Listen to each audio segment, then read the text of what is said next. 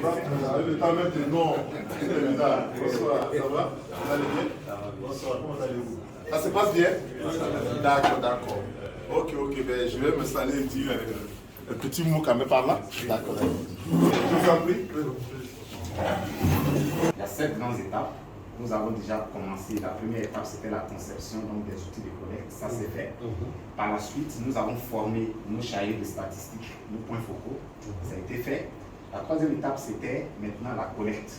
Là, ils l'ont fait parce qu'effectivement, en nous accompagnant, on a installé des bases de données dans chaque UFR avec CSCO.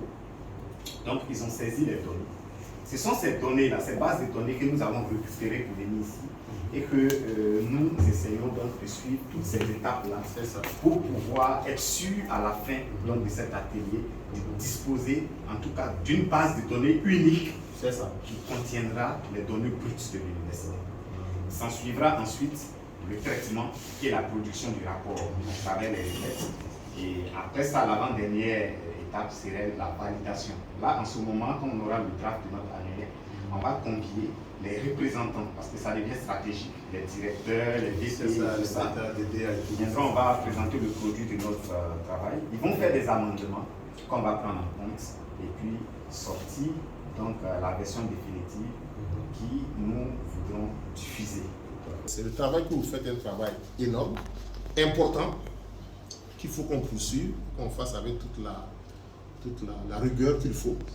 Mais, je l'ai dit au DEPS aussi, on va travailler aussi à améliorer ce processus donc, de la production des indicateurs d'aide à la décision.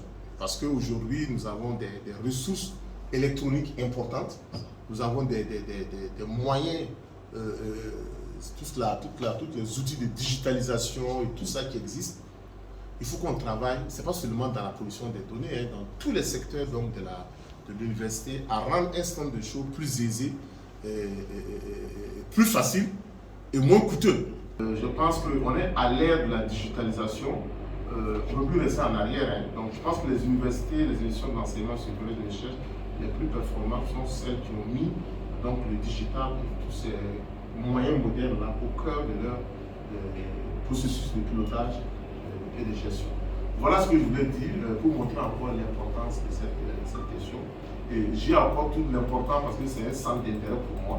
Donc ça veut dire que je regardais tout cela de près. Le thème, je lui ai dit, pour nous, s'il y a un domaine dans lequel on va travailler dans tout le coup, c'est bien celui-là.